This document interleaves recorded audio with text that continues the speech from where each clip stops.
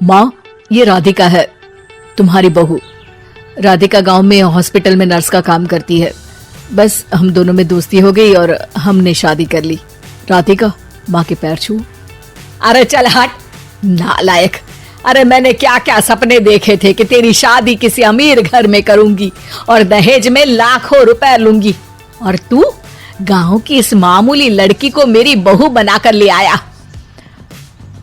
लेकिन बेटे की जिद के आगे सुनीता देवी मजबूर हो जाती है। राधिका सुनीता देवी को फूटी आंख भी नहीं भाती थी। तुम चिंता मत करो भाग्यवान, हम दोनों मिलकर अपनी बहू को इतना सताएंगे कि वो हमसे तंग आकर ये घर छोड़कर चली जाएगी। फिर हम अपने बेटे की शादी किसी बड़े सेठ की बेटी से कर देंगे, ठीक है? अगले दिन सुनीता देवी अपने बेटे का कमरा साफ कर रही होती है। तभी बहू के सामान में उसे एक बड़ी बड़ी मूंछों वाले आदमी की तस्वीर दिखाई देती है और उसके कंधे पर एक बड़ी सी बंदूक टंगी होती है।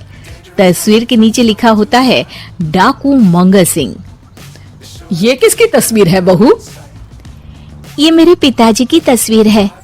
बस फिर क्या था। ये सुनते ही सुनीता देवी के हाथ पैर कांपने लगते हैं। वो भागती हुई सीधा अपने पति के कमरे में जाती है। अरे गजब हो गया जी, गजब। अरे क्या हो गया भाग्यवान?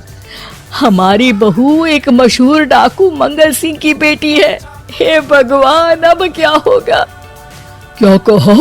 डाकू मंगल सिंह? अरे मर गए रे। सुना है वो तो बड़ा ही खतरनाक डाकू है, मारता ज्यादा है गिनता कम है। लोग पुलिस वाले भी उसके नाम से कांपते हैं। अरे सुना है वो तो हर हफ्ते 2-4 लोगों का ऊपर का टिकट कटवा ही देता है।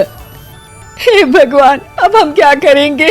ये हमारे नालायक बेटे ने कैसी मुसीबत हमारे गले बांध दी। हाँ वो तो है, अगर हमने बहू को जरा भी तकलीफ दी तो उसका बाप मंगल सिंह हमें गोली से उड़ा देगा। अब जो मैं कहता हूँ उसे ध्यान से सुनो। तुम बहू से बिल्कुल घर के काम मत करवाना, और ध्यान रहे उसे किसी प्रकार की तकलीफ नहीं होनी चाहिए, समझ गई ना? और ऐसा ही होता है। अगले दिन सुनीता देवी रसोई में खाना बना रही होती है कि तभी, ये क्या माँ जी, मेरे रहते आप खाना बना रही हैं? चलिए हटिए, मैं खाना बना देती हूँ। अरे नहीं नहीं बहू, तू यहाँ क्यों आ गई? जा तू अपने कमरे में जाकर आराम कर, मैं खाना बना लूंगी। सुनीता देवी जिद करके राधिका को भेज देती है। फिर एक दिन, अरे फर्श पर कितनी धूल जमी है, माँ जी देखेंगी तो नाराज हो जाएंगी, मैं अभी यहाँ पोछा लगा देती हूँ। राधिका जैसे ही पोछा लगाने लगती है कि तभी उसके ससुर की नजर उस पर पड़ती है। बंसीलाल भागता हुआ वहाँ आता है। अरे नहीं नहीं बहू, तुम ये क्या गजब कर रही हो? बहू तो बेटी समान होती है और हम ना अपनी बेटियों से काम नहीं करवाते। तुम आराम से बैठकर YouTube पर किड लॉजिक चैनल की सास बहू की कहानियाँ देखो। वो लोग ना बहुत अच्छी अच्छी कहानियाँ बनाते हैं। सच? आप देखते हैं? अरे मैं तो रोज देखता हूँ। शहर की बहू तो मेरी फेवरेट कहानी है। हाँ, ये कहकर बंसीलाल पोछा लगाने लगता है। इस तरह राधिका के सास ससुर सारा दिन उसकी खुशामद में लगे रहते हैं और उसे किसी महारानी की तरह रखते थे। कैसा लगा बहू? पिज्जा टेस्टी तो है ना? अच्छा, मीठे में क्या खाओगी बोलो तो? माँ जी, मुझे तो काजू कतली बहुत पसंद है और उसके बाद एक गिलास लस्सी मिल जाए तो मजा आ जाएगा। ये सुनते ही सुनीता देवी अपने पति को कोहनी मारते हुए कहती है, अरे सुना नहीं बहू क्या मांग रही है? जल्दी से भागकर बाजार जाइए और सब खरीद कर ले आइए। हाँ हाँ भाग्यवान, अभी जाता हूँ। राधिका की तो 5 उंगलियां घी में थी। वो तो अपने ससुराल में मजे कर रही थी। दूसरी तरफ राधिका की सास उसके लिए कभी नई साड़ी खरीद लाती तो कभी उसके लिए नए गहने बनवा देती।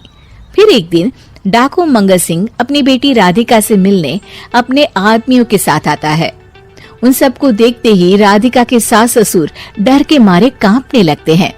मर गया रे, डाकू मंगल सिंह तो सच में कितना डरावना दिखता है, ऊपर से इतनी बड़ी बंदूक लेकर घूमता है। कैसे हैं समधी जी? क्या हुआ? आप इतना घबरा क्यों रहे हैं? और आपको इतना पसीना क्यों आ रहा है? आपकी तबीयत तो ठीक है ना? जी अभी तक तो ठीक है, पर लगता है बहुत जल्द खराब होने वाली है। क्या कहा आपने? जी कुछ नहीं, बताइए बताइए कैसे आना हुआ। दरअसल आज आपके शहर में हमारी नाटंकी मंडली का प्रोग्राम है, तो इसी बहाने सोचा बेटी का ससुराल भी देखता चलूं। ये सुनते ही राधिका के सास ससुर हैरान हो जाते हैं। क्या कहा? आप नौटंकी में काम करते हैं?